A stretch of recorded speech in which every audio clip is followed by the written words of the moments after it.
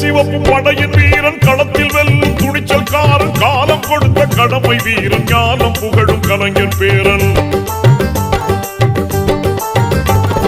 கருப்பு சிவப்பு படையின் வீரன் களத்தில் வெல்லும் துணிச்சல்காரன் காலம் கொடுத்த கடமை வீரன் ஞானம் புகழும் கலைஞர் பேரன் திருக்குவளையின் வழியில் வந்த தமிழ் குருதி இளம் திராவிடருக்கு தலைமை தாங்கும் உதயநிதி திருக்குவளையின்